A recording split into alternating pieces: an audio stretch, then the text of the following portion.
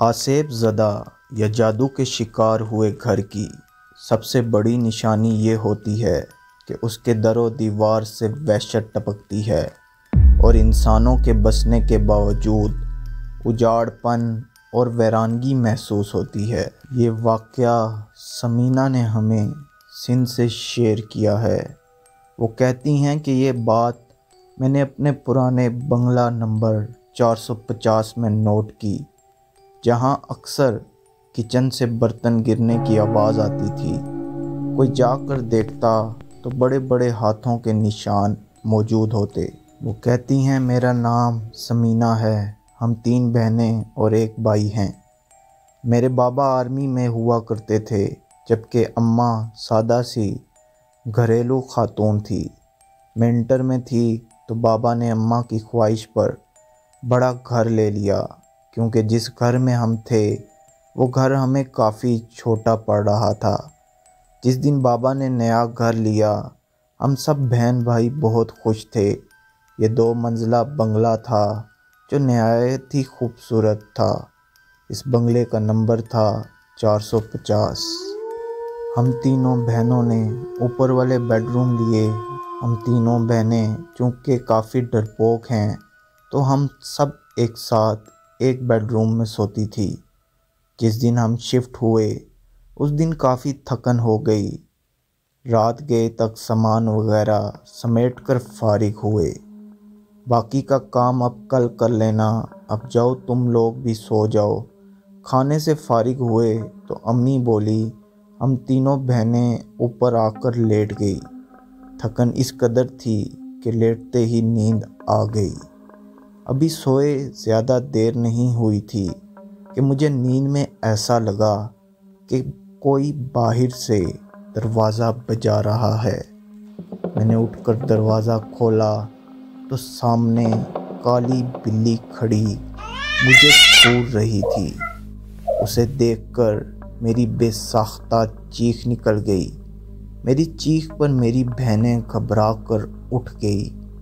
हो क्या गया है, सब खैर तो है ना? मेरे पास आकर उन्होंने पूछा। तुम बिल्ली से डर गई? उसने हैरत से बिल्ली को देखते हुए कहा, और मैं शर्मिंदा होकर वापस बिस्तर पर आकर लेट गई। हफ्ते की रात हम तीनों बहनें रात देर तक जागकर बातें करती रही। ये कोई रात के 2 बजे होंगे। हमें ऐसा लगा बाहर टीवी लॉन्च से बातों की आवाज़ें आ रही हैं। इस वक्त कौन हो सकता है?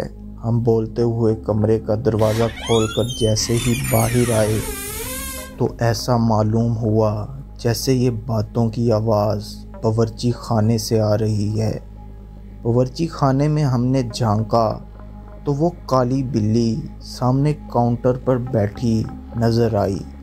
हमें देखकर उसने छलांग लगाई और सामने कमरे में घुस गई। हम अभी समझ नहीं पा रहे थे कि ये हुआ क्या। फिर हमारी नज़र सामने जलते चूल्हे पर पड़ी। ऐसी खुशबू आ रही थी कि जैसे कुछ पक रहा था।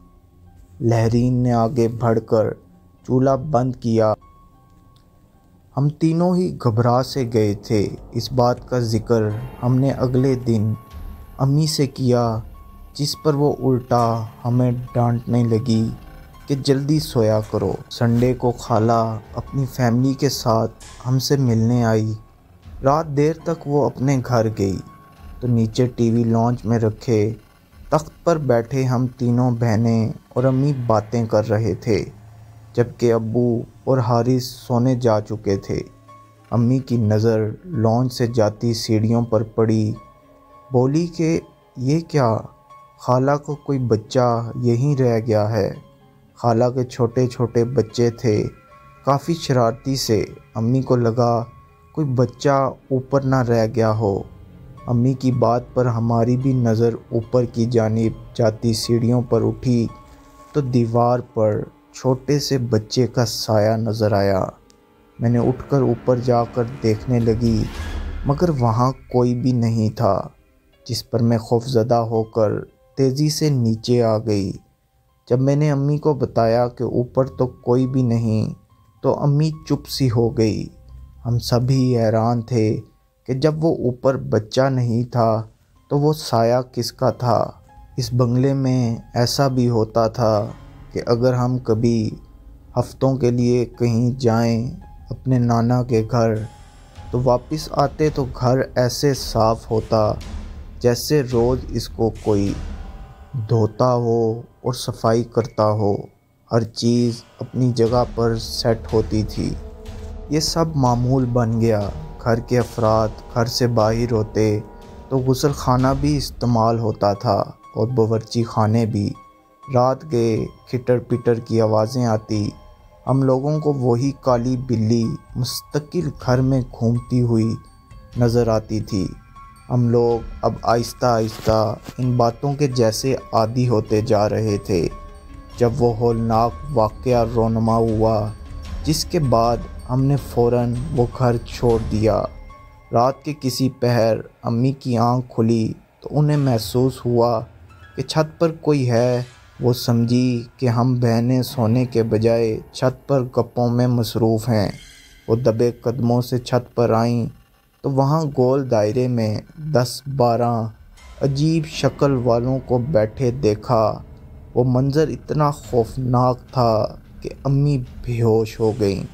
فجر کی نماز کے لیے جب ابو اٹھے اور امی کو کمرے میں نہ پایا تو وہ ڈھونڈتے ڈھونڈتے سیڑھیوں کی طرف گئے۔ سیڑھیوں پر امی اوندے منہ پڑی ہوئی نظر آئی۔ ہوش میں آنے پر جب امی نے رات والا منظر بتایا تو ابو نے فوراً فیصلہ کر لیا کہ یہ گھر چھوڑ دینا مناسب ہے، اس سے پہلے کہ کوئی بڑا نقصان ہو۔ تاہم ہم نے وہ گھر چھوڑ دیا۔ آج اتنے برس گزر جانے کے بعد بھی سوچوں تو خوف کی سرد لہر ہمارے جسموں میں دوڑ جاتی ہے۔ ہم 6 ماہ جس کو بلی سمجھتے رہے، در حقیقت وہ ایک جن تھا۔